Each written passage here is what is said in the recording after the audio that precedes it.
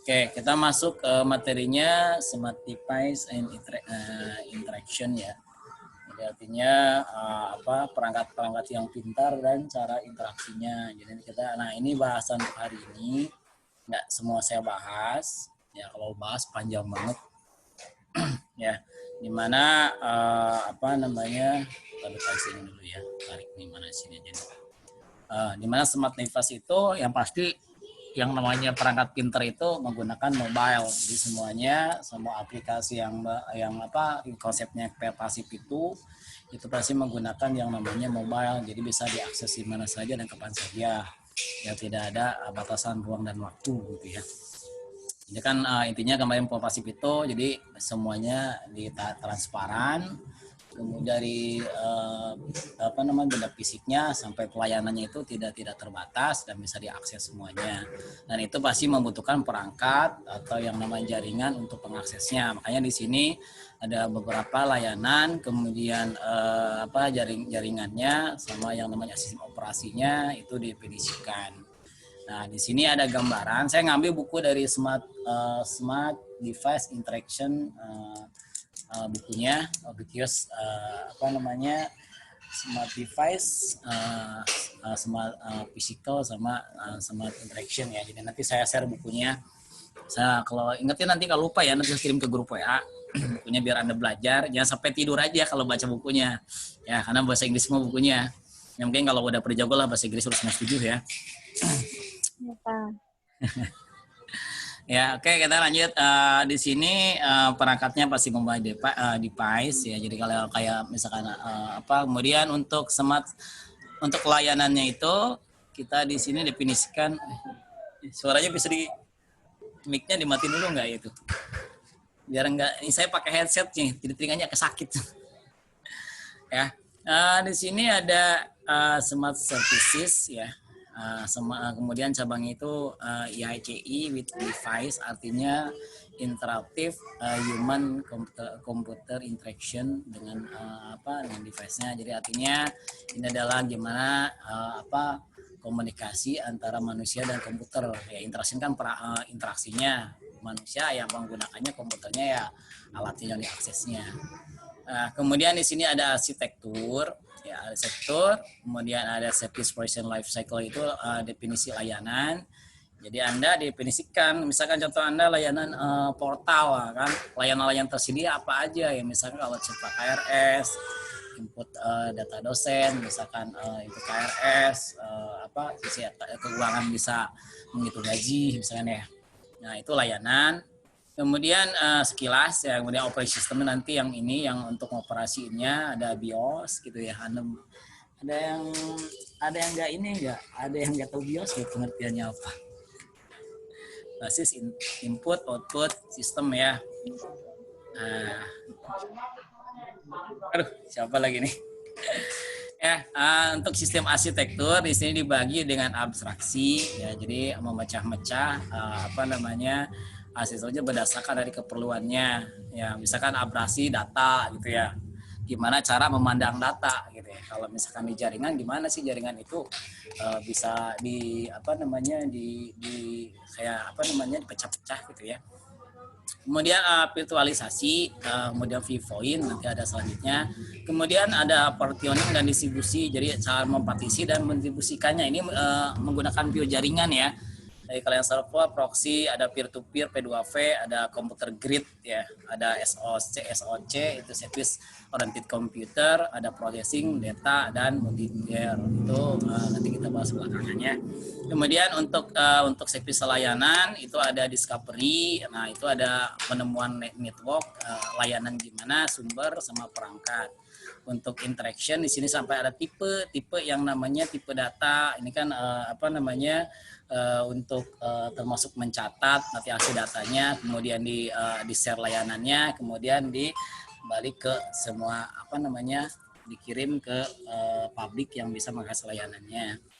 Kemudian nanti ada di komposisinya itu ada interoperability, terkoneksi ke beberapa beberapa layanan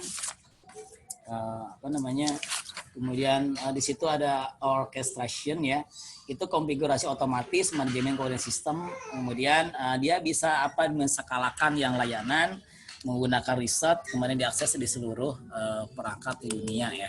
Kita masuk ke slide berikutnya. Nah, smart device itu perangkat elektronik umumnya terhubung ke perangkat atau jaringan lain ya, melalui protokol yang berbeda seperti Bluetooth, NFC, Wi-Fi, 3G gitu ya, secara otonom, interaktif dan otonom. Otonom itu artinya perangkat yang udah ditanam dalam suatu, contohnya IC ya. Jadi kalau misalkan contohnya yang otonom itu saya di AC. AC kan pasti ada mengatur suhunya biar lebih dingin atau panas, biar menaikin suhu, kemudian mengatur yang anginnya. Nah, itu di dalamnya kan ada itunya, ada IC sebagai prosesor ya atau microcontroller ya. Nah, misalnya itu dia ada di setting di mana ditanam di sini IC-nya biar bisa mengatur kapan suhunya naik atau dinyalakan, mematikan gitu ya, itu otonom. Kemudian interaktif kan misalnya kalau kayak ketika Anda menggunakan bisa diakses menggunakan remote gitu ya. Nah, NFC kalau Anda kalau pernah Anda mengenal RFID ya, Anda mungkin udah pernah lihat NFC. Ada yang pernah menggunakan NFC belum? Ya, teman-teman yang ada di sini. Sudah, Pak. Nah, contohnya di bidang apa? Contohnya di apa Anda menggunakannya? Absensi, Pak. Absensi, oh betul. Singkatannya Near Field Communication ya. Iya, Pak. Itu kalau nggak salah KTP pun juga sama. KTP itu nggak salah udah NFC. Kalau untuk kalau kayak jalan tol itu RFID. Ya pasti dia ada reader ya. Kan ada beberapa handphonenya sekarang udah bisa NFC ya. Jadi bisa membaca NFC. Enak sekali. Nah, itu artinya otonom. Artinya kan di situ ada itunya, ada chipnya kan di situ tuh, ada kartunya, ada chip gitu di situ, di chip yang bisa ada memorinya, ya ada prosesornya di situ. Ya kecil kan pikir itu ada itunya gitu ya. Ada prosesornya, memori chipnya. Kemudian nanti dibaca reader nanti sama perangkat yang bisa membaca, misalnya kayak di handphone yang udah pinter lah ya, yang agak mahalan lah, kayak saya kan belum bisa. Ya, itu smart device. Kemudian form factor-nya itu pertama itu yang bapaknya si Pervasive itu adalah Mark Weiser ya. Dia tahun 1991 itu menemukan basis yang untuk Pervasive atau ubiquitous itu. Dia menggunakan perangkat tab, FAT dan board ya. Tab itu Anda tahu lah ya tab perangkatnya gimana gitu ya. Kemudian tab itu seperti laptop kelompoknya. Nah, board ya. Nah, board interaktif bisa device. Saya pernah menggunakan board itu waktu dulu ngajar waktu zaman di SMK. Jadi saya sebelum menjadi dosen itu jadi pernah ngajar di SMK dulu beberapa tahun gitu ya. Nah, di situ dari monitor kayak seperti kita pakai infocus gitu ya. Tapi di papan interaktif gitu, bisa diklik-klik gitu ya. Jadi kalau saya klik itu menggantikan bisa ngegambar tuh langsung pakai tangan aja gitu ya. Itu udah interaktif seperti itu. Kayak smartboard ya, Pak? Iya, kayak smartboard. Sama itu semua kayak smartboard. Harusnya kalau kita di lab itu atau dia kalau nggak di kelas-kelas harusnya enak menggunakan board gitu. Jadi nggak harus menggunakan pensil spidol lagi. Iya ya, Pak. Harusnya di kampus sudah ada itu, Pak ya. Nah, harusnya itu. Kan ini kadang-kadang lupa ya. Kadang-kadang sekotok-kotok kena muka spidol gitu ya. Iya. Habisin tinta, Pak. Nah, itu dia. Boros gitu ya. Nah, gitu. Iya. Ya kan lumayan satu ruangan aja kalau ada satu itu ya lumayan tuh kampusnya gawat. Punya dananya lumayan gitu ya. Oke, kemudian next ya. Jadi smart device itu mempunyai karakternya itu harus multiguna ya, beroperasi seperti portal tunggal ya. Portal tunggal kan satu gerbang ya. Kayak misalkan di Unsada buat portal Unsada itu kan hampir semua komponen bisa mengakses, bisa menggunakan portal ya. Nggak cuma di bidang akademik gitu ya, dari keuangan bisa menggunakan juga tuh perangkat itu gitu ya. Itu punya portal. Bisa diakses jarak jauh dan lokal, jadi artinya ya kayak perangkat sekarang ini ya Gojek kan bisa di mana-mana gitu ya. Satu gerbang ada situnya ada ada GrabFood gitu ya. kemudian ada yang GrabFood, kemudian ada Gobok dan sebagainya macam-macam. Nah, itu konsepnya di situ. Mungkin kadang-kadang kan kita bingung kan, kok Gojek bisa aja bos seperti itu gitu ya. Nah itu dia udah paham karena orang-orangnya di situ kan orang-orang pintar semua. Yang orang yang membuat orang India nggak salah ya, yang programmingnya ya. Kemudian biasanya perangkatnya pribadi pemilik tertentu, jadi artinya ya kayak Gojek kan orang ownernya kan orang berbentuk pribadi. Kemudian untuk pesanan tertentu deh ya. Kemudian locus control itu antarmuka, locus itu lokasi untuk mengontrol itu lokus. Jadi kalau kita di aplikasi, kalau misalkan kita monitoring ini ya di sistem monitoring rumah pintar atau di rumah itu ya rumah pintar, artinya rumah di dalam rumah itu bisa diakses gitu ya. Dari contoh kemarin yang misalkan untuk melihat meteran listrik gitu ya. Nah itu bakal locus control ada misalkan kita di mobil ada interface tampilan untuk mengontrol, bisa memilih, menampilkan, mengklik gitu, lihat kondisinya. Kemudian untuk menyalakan gitu, ada tombolnya gitu ya. Itu kan locus control. Itu pasti ada di perangkat pintar. Kemudian kalian utama pintar yang mobilitas, penuh layanan terbuka, akses Malaysia secara berselang ya, itu bisa gantian artinya. Kemudian input type smart device itu ada pasti ada smart mobile gitu ya. Kemudian fokus pada masalah desain, melayani digunakan oleh aplikasi Ubicom atau smart pervasif ya. Kemudian dia pasti ada remote external service, kemudian lokal autonomous service execution, jadi otomatis ya. Jadi kalau misalkan kayak kalau kita mencari alamat menggunakan Google Map ya, Google Map, kemudian kita salah jalan kan otomatis si ini kan nyari sendiri gitu ya.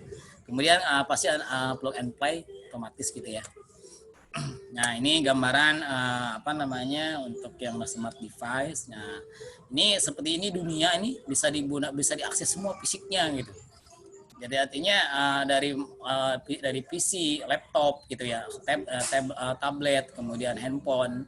Nah pasti syaratnya harus ada routernya gitu ya. Jadi semua perangkat itu biar kita bisa diakses ya harus ada IP-nya, yaitu lewat router di situ.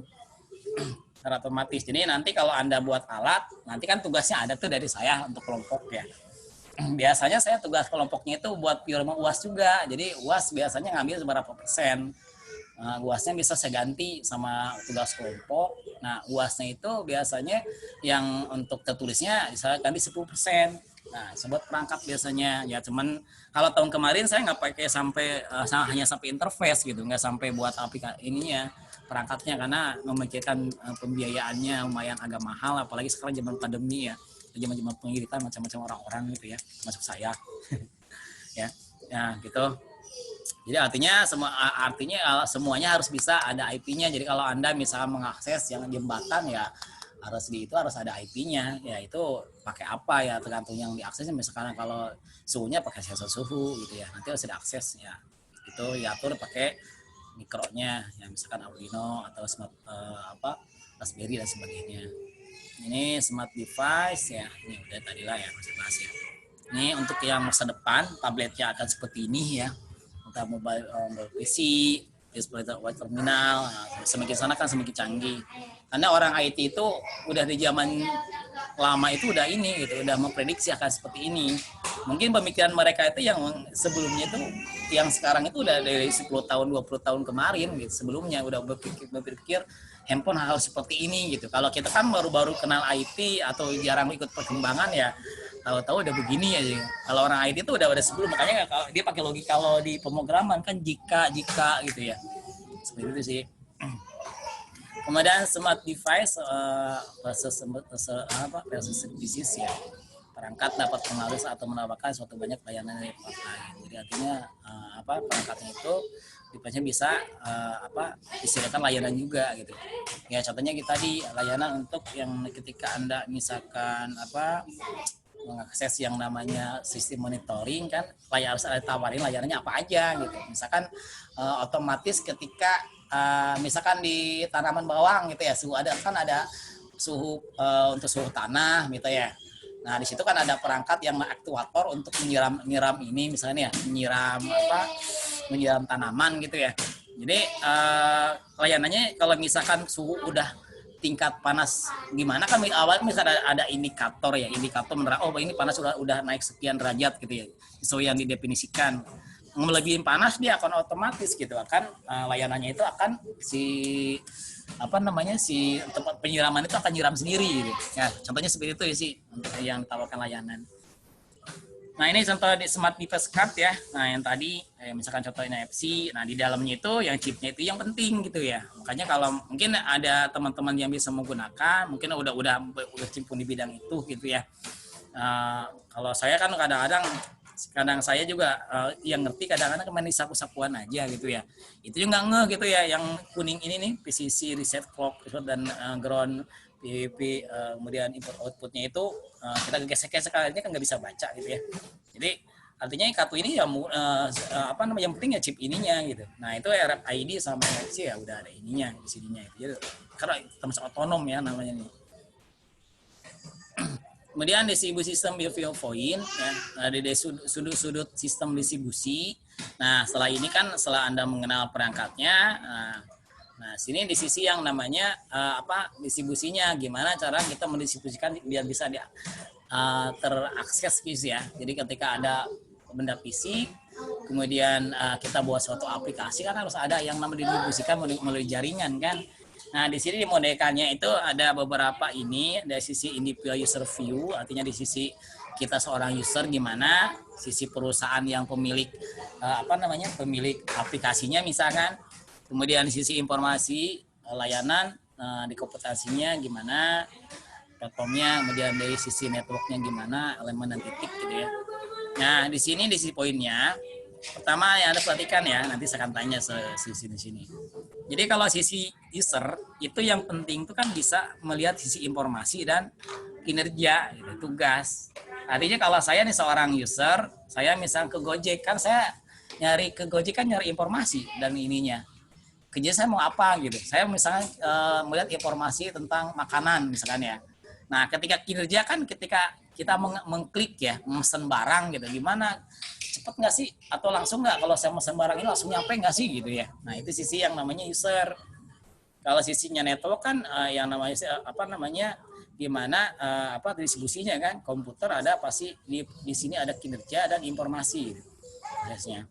Kemudian di sisi perusahaannya ya ada aturan gitu ya, ada aturan, ada rule-nya.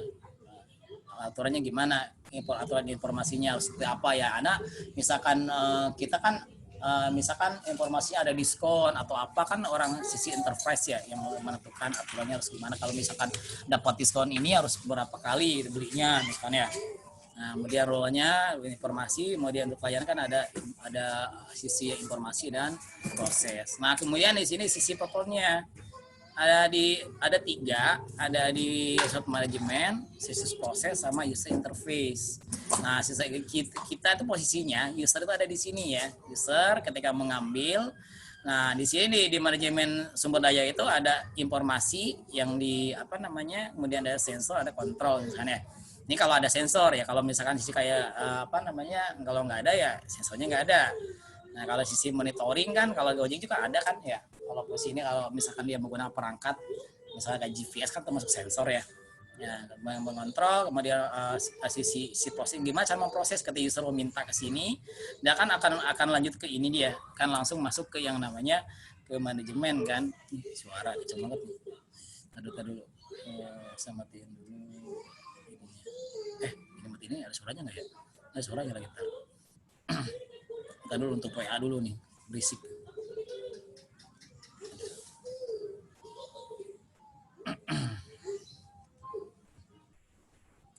Oke, next ya. Nah, ini kita lanjut masih posisi ini. Nah, udah ya, posisinya manajemen resort, gimana cara mengakses, kemudian prosesnya. Nah, kemudian ini untuk yang pengurangan sistemnya kompleks itu secara abstraksi ya. Jadi asisten sistem itu fokus ada gagasan untuk mengurangi kompleksitas melalui pemisahan menggunakan modulisasi dan transparansi. Kemudian ada 5 kriteria dalam modulasi itu.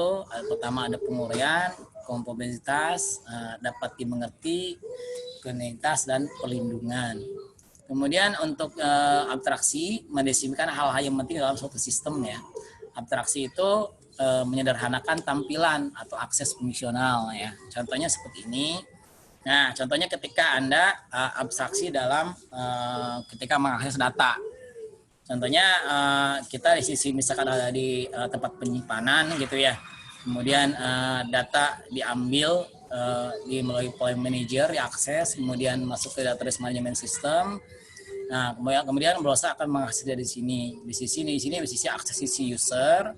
Kemudian ketika diambil di sini ada query di sini ya, database itu diproses. Nah, di file management disk manager kan resource manajemennya. Ya, datanya kan ada di sini gitu ya. Ini browser yang mengakses. Nah, kemudian di sini untuk di konflik abstraksi dia ada sistem itu harus mempunyai transparansi dalam dan layanannya itu. Pertama, dia harus menggunakan akses transparansi, artinya sumber daya lokal atau remote diakses menggunakan operasi yang sama ya. Nah, dia harus ketika misalkan si seorang mengakses suatu layanan, kan kita bareng-bareng, misalnya di Gojek kan bareng-bareng tuh ya, orang-orang mengambil mengakses fitur itu misalkan itu ya, tapi kan seolah-olah dia tuh tidak ada, dia harus tahu gitu, pengguna itu tidak harus tahu, dia harus menggunakan, ada beberapa orang yang mengakses menu itu. Makanya dia di si Shopee kan kalau agak itu kan cepet banget, banyak banget lama gitu ya, karena banyak banget yang mengakses gitu. Kemudian di posisi yang namanya konkurensi transparan itu, user tidak dapat mengetahui keberadaan user lain dalam sistem walaupun user tersebut bersama-sama menggunakan sumber dayanya. Kemudian untuk value transparansi itu artinya ketika yang namanya ada error ya di sisi layanan, itu sistem itu harus bisa menyelesaikan proses walaupun terdapat kegagalan dalam bekerja.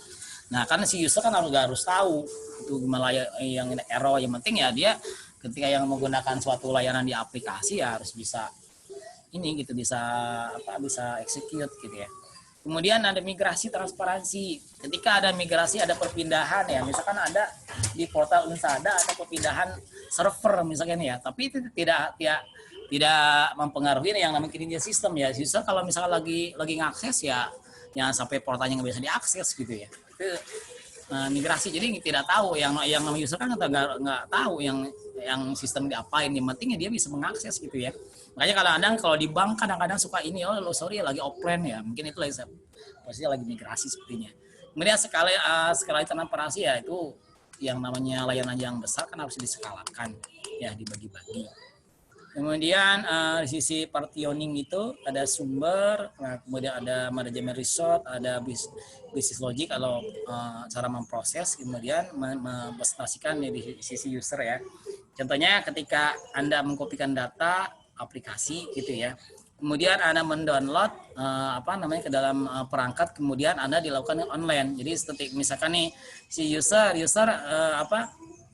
membuka suatu aplikasi, kemudian memproses, kan mengambil ke situs misalnya untuk mendownload materi misalkan, atau yang namanya YouTube lah. Ketika udah di-download kan harus bisa di-setel lagi secara offline gitu. Ya misalkan Ruang Guru deh, Ruang Guru kan ada tuh ya layanan yang namanya ngambil download materi atau video, kemudian kan bisa di-download dulu. Nah, kemudian suatu saat nggak online itu bisa dibuka gitu ya. Itu contohnya sih. Nah, ini untuk distribusi partisi. Nah, ini saya balik tadi ya. Ada sisi yang namanya ada monolitik. Monolitik itu artinya suatu server untuk menghandle semua layanan, membuat aplikasi di mana semua kemampuan tidak terpisah gitu ya. Jadi artinya ketika yang namanya A itu kan akses ya. Akses, information, kemudian processing, kemudian ini ada network C gitu ya. Nah, itu kan dalam satu ini tidak terpisahkan, gabung semua gitu. Dalam dalam sistemnya. Kalau Anda yang namanya tim klien, mungkin tim klien Anda pernah menggunakan yang namanya perangkat ini ya. Komputer, saya pernah dulu di SMK itu menggunakan tim klien. Jadi saya ada satu komputer di instruktur itu, kemudian saya membeli perangkat tim klien itu kayak seperti kecil segede ini ya, segede router atau segede ini ya, modem gitu. Nah, dia bisa menyambungkan dari server itu disambungkan ke ke hub ke hub. Kemudian dari hub itu kan pakai kabel ini ya, kabel jaringan gitu ya, kabel UTP. Kemudian nanti si itu nyambung ke tiap tim klien. Nah, tim klien kemudian tim klien itu menyediakan hanya mouse, keyboard, sama monitor gitu. Semua perangkatnya itu ada semua datanya ada di apa namanya ada di server gitu.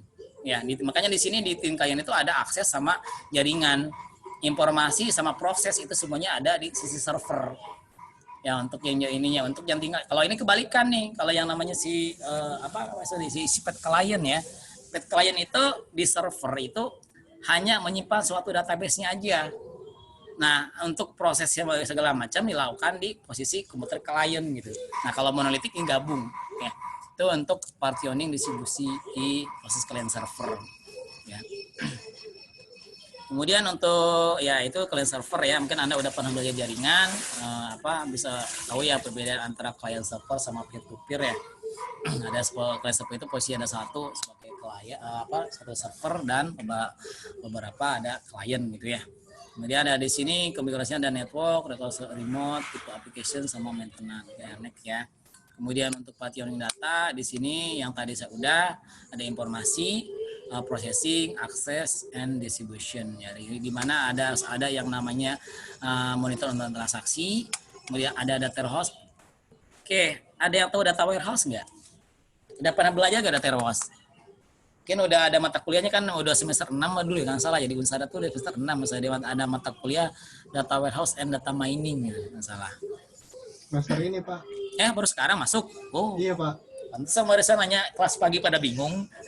Udah nyampe mana? Udah ada kan konsepnya data warehouse? Apa kemarin udah nyampe belajar mana data warehouse? Tipe data, salah. Oke, data warehouse kan gudang data ya. Ada. Oke, saya mau nanya ya. Mungkin Anda udah ada di perusahaan mungkin gitu ya. Kalau misalkan saya kan punya data nih. Saya kan misalkan ada di perusahaan di Indomaret misalkan ya.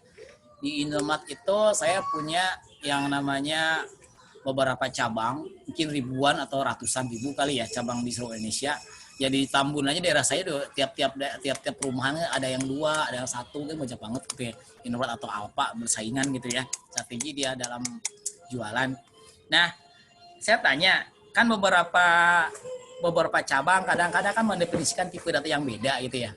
Mungkin lah ada yang pakai tipe data teks atau mungkin servernya pakai database pakai ada yang pakai SQL, mungkin ada yang Oracle gitu ya. Atau pakai Excel misalkan. Nah, pertanyaannya gimana ke data warehouse biar digabungkan data itu jadi satu, diintegrasikan. Pakai apa sih modelnya? Nyampe situ belum pembahasan di data warehouse-nya? Belum. Belum nyampe. Oke. Anda yang pernah nanti dulu database sampai database 2 ya kalau nggak salah ya di Unsada ya. Kan pernah kalau saya dulu untuk ngajari kampus Pelita Bangsa, saya ngajarin yang database yang kedua itu, yang database lanjutan itu belajar sampai data warehouse. Nah, itu ada yang namanya ETL ya. ETL. Ini dari ekstrak di sini transformation. Kemudian di sini ada load gitu ya. Nah, ini ada suatu metode gitu ya, ETL. Jadi ekstrak itu mengambil data, kemudian ditransformasi, kemudian diambil gitu ya, di load. Nah, itu ada beberapa software termasuk yang saya pernah menggunakan PBNet ya. SQL Server itu ada untuk ETL-nya.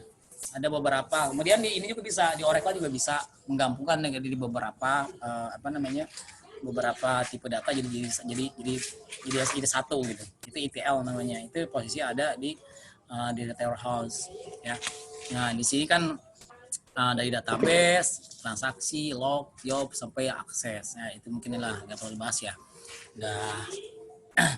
Oke, itu juga sama. Nah, ETL ya, yang kemarin saya bahas tadi. Distribusi, store data warehouse, distribusi data. Ya, fungsinya tadi kan ini jaringannya ya. Sekarang data, ada yang tahu OLAP nggak? Oh iya, OLAP belum ini ya, data miningnya belum nyampe. Apa namanya ininya belum nyampe ya, belajar data miningnya. Nah, OLAP itu Online Analytical Processing. Jadi metode yang menyediakan layanan berbagai jawaban untuk melakukan query. Ya, query itu pengambilannya. Merangkai berbagai laporan dan pengambilan data dan menganalisa. Kemudian di sini ada data mining. Mungkin Anda udah belajar sama sekarang juga kali ya data mining. Kalau sekarang saya di Bayangkara mengajar machine learning gitu ya. Machine learning itu algoritma di data mining gitu ya. Kan ada machine learning. Jadi di sini tuh Anda panjang gitu ya. Sekarang kayak di YouTube itu Anda bisa mengklik berapa jumlah di analytical gitu ya. Melihat history yang muncul, tiba-tiba kita buka YouTube ada history. Nah, itu menggunakan machine learning. Sekarang misalkan suka buka misalkan tutorial tentang Java misalkan.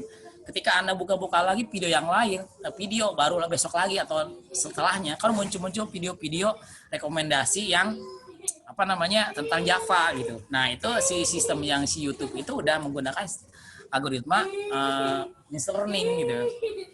Kayak apa? Macam-macam berdasarkan klasifikasi. Kalau misalkan udah klasifikasi menggunakan decision tree misalkan. Kalau untuk bisa menggunakan night bias, Anda bisa menggunakan support vector mesin dan sebagainya, banyak gitu ya. Nah, kemudian kelompok-kelompok. Nah, itu bisa di ini. Dan gimana standar masuknya rumusnya apa gitu ya. Nah, rumusnya itu Anda ketika mengcodingnya itu menggunakan rumus berdasarkan algoritma itu ya. Contohnya gini, melakukan pencarian di algoritma pencarian dulu. Pencarian data kan ada tuh ya. Anda ada binary search gitu di algoritma, ada tuh mengurutkan nilai ya. Menurutkan dulu kemudian mencari nilainya kan, angkanya misalkan. Itu sih. Jadi dari data besar, di database, kemudian nanti di sini ada yang tadi saya bilang load, transport, membersihkan, kemudian merefresh ya. Kemudian di sini ada data, ada repository, kemudian nanti diambil ininya. Itu diambil data mining itu menambang informasi. Contohnya kalau misalkan di sini Anda mencari kalau di Indomaret ya, si orang itu misalkan mencari data yang paling banyak di misalkan aksesnya yang punya owner yang punya ya. Jadi mengetahui barang yang paling banyak dijual misalkan.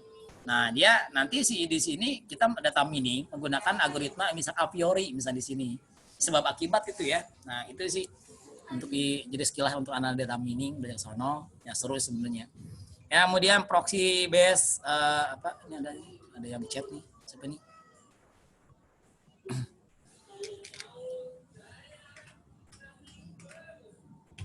Pak, tolong invite saya ke room Pak Mohon Sopian.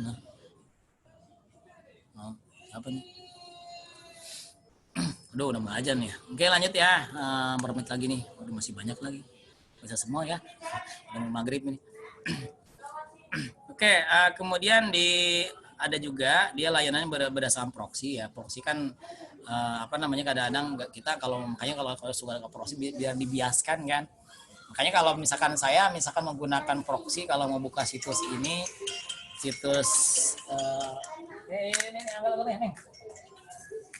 kalau saya misalkan menggunakan proxy dalam akses web misalkan ya, kan kita nggak ketahuan ya alamatnya itu IP kita berapa gitu ya, karena kita ganti gitu ya dengan proxy. Gitu.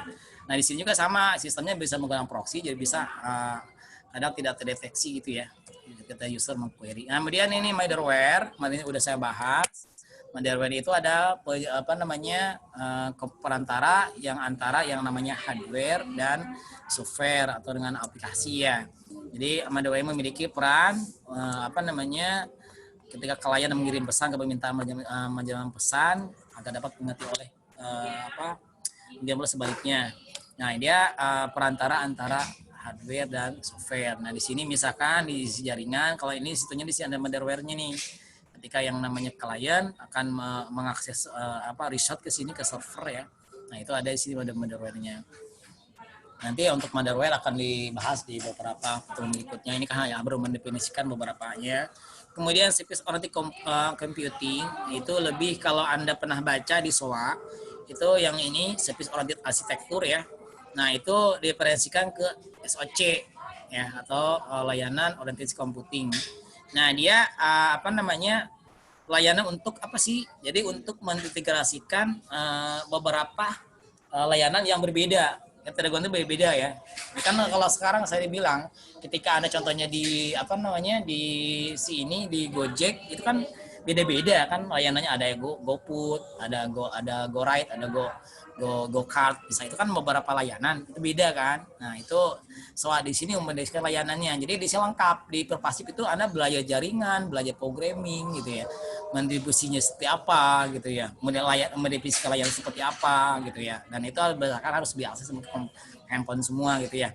Kemudian harus bisa berjalan di macam-macam platformnya berbeda. Contohnya bisa berjalan di iOS, Android ya, di Windows atau di Linux misalkan gitu ya. Itu contohnya. Kemudian memungkinkan di macam-macam organisasi ya, kan beda-beda.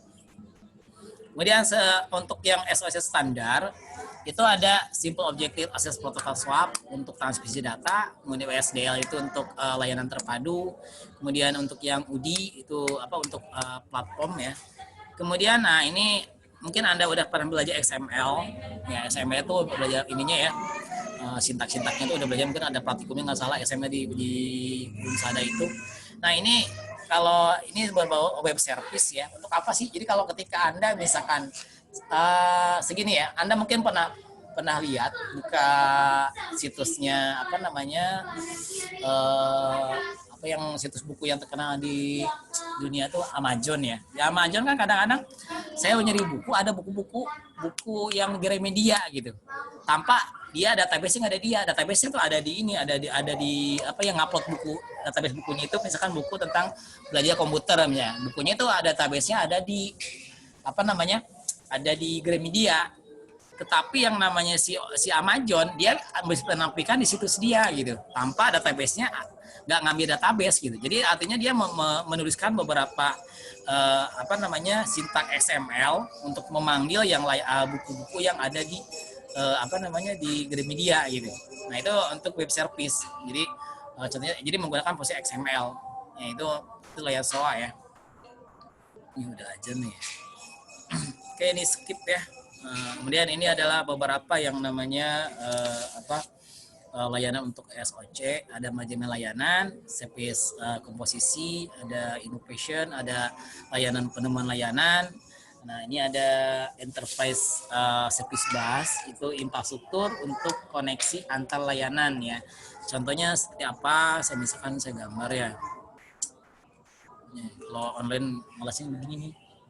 Ya, di sini misalkan ada apa namanya enterprise. Ya, kemudian di sini ada yang namanya basis data.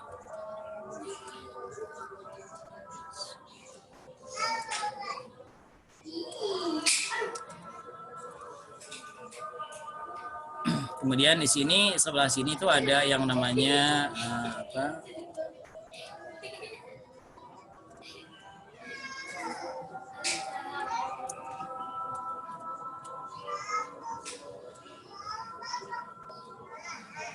Nah, misalkan di sini ada yang namanya Amazon.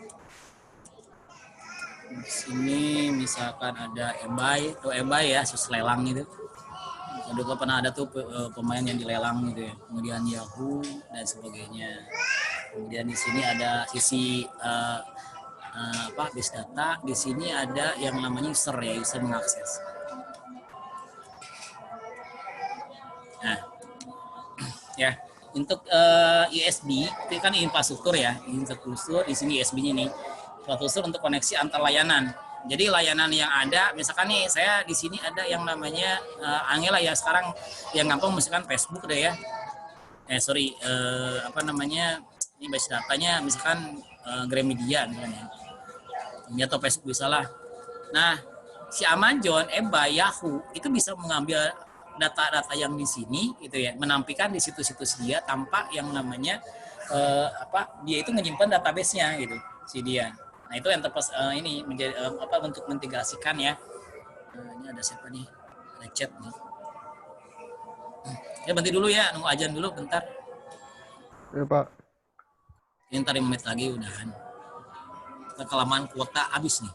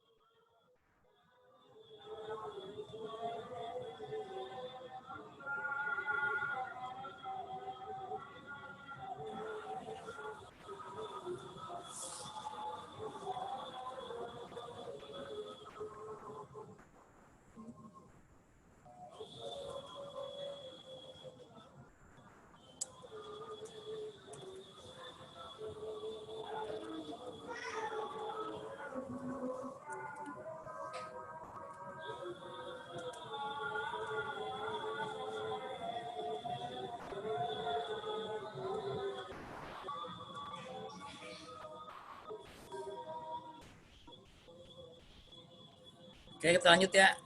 Ajan nih. Oke, bentar lagi ya. Oke, tadi ya. Jadi Enterprise Space Bus itu untuk mengintegrasikan. Jadi dari beberapa dalam satu database yang ada dalam negeri media, misalkan ya, buku bisa ditampilkan di beberapa situs itu dengan mengambil XML, kode XML-nya. Ini peer to peer ya, mungkin Anda udah pernah belajar ya, udah saya bahas ya. Sisi peer to peer tadi client server, ini ada sisi yang namanya Personal Pascal.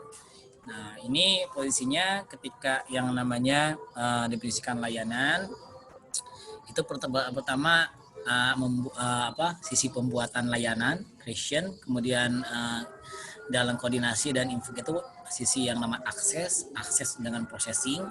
Ini ketika gimana cari eksekusinya, kemudian bisa di maintenance itu ada update, discretion, ada reconfiguration, ada update komposisinya gimana. Kemudian di sisi yang discretion yang terakhir itu ada terminate sama remote ya. Nah, dari sisi ini lifecycle ini, jadi setiap yang layanan ketika Anda membuat satu layanan dalam aplikasi gitu ya, di berbasis yang namanya SOA itu harus mendidikan seperti ini. Nah, nanti di sini di babak terakhir ya, ini gue bahas ya operation system ya. Ya, ini sama. Nah, di sini ada tugas tuliskan konsep tipe layanan tersedia di service oriented computing. Ini ada sisi service management, layanan seperti apa, service composition yang gimana, si service implication sama discovery sama enterprise. Nah, itu Anda definisikan layanannya, definisi konsep, kemudian layanannya ya itu Anda definisikan. Kalau perlu Anda gambar ya. Nanti tugasnya sama dibuat PDF kan. Nanti mungkin saya buat setelah sholat maghrib saya akan buatin yang namanya kirim tugasnya gitu kan ya. Nah untuk pertemuan itu 3 ya. Nanti kelima Anda kalau bisa dari sekarang sih Anda tolong ini di WA grup aja ya Anda buat totalnya kalau nggak salah ada 24 atau 25 mahasiswa ya. Nanti berarti Anda satu kelompok 4 orang ya. Anda di list kelompoknya ada 4 nanti saya akan bagi tugasnya apa untuk kelompoknya ya. Itu tugasnya kalau saya kan tugasnya berjalan ya. Jadi dari awal sampai akhir jadi gitu. Nggak stuck ke kelompok gitu ya. Bisa setelah situ kalau tugasnya nggak banyak kayak kelompok-kelompok terus ya. Nah kemudian yang kedua Anda membuat layanan monitor, misalkan Anda membuat layanan monitoring suhu ya, yang satu aja atau ini aja deh, membuat monitoring suhu pada ruangan atau boleh deh suhu di di kebun misalkan ya atau rumah di rumah pintar misalkan. Nah, terus kan tahapan layanannya akan dibuat berdasarkan gambar di bawah ini. Nah, jadi artinya Anda dari layanan buat layanan monitoring dari sistem monitoring ini nih, Anda buat layanan berdasarkan sisi creation, eksekusi, maintenance sama calculation seperti apa. Jadi tugasnya ada 2 ya. Oke, ada yang ditanyakan? Ya, udah jam 6 pas jam ya. Kalau pakai jam gratis sudah habis duluan. Pak, untuk tugasnya dikasih waktu berapa hari, Pak? Saya sih biasa seminggu. Seminggu, Lama. oke deh, Pak. Iya. Gampang lah itu mah. Ya, oke saya absen dulu ya. Ya Pak. Absennya dosennya hadir nih.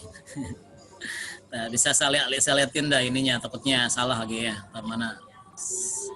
Share screen. Mana sih? Oke. Oke, absen ya. Dika Tio ada? Ada, Pak. Oke, ada. Dan Alpareza. Alpareza ada? Alpareza ada gak? Alpareza nggak ada nih. Oke, terus Fikri Padilah. Fikri. Halo. Nggak ada. Aris. Aris Christian. Masih di jalan. Goib. Goib lagi ada. Ini banyak ini nih banyak kadang-kadang mahasiswa banyak itu apa namanya? Apa sih namanya ya? Yang itu yang tukang bayaran doang itu. Ada Aris Rizky. Nah, itu donatur itu. Lupa saya itu. Oke, terus apa namanya? Rizky Rahmat ada ya? Rizky Rahmat ada?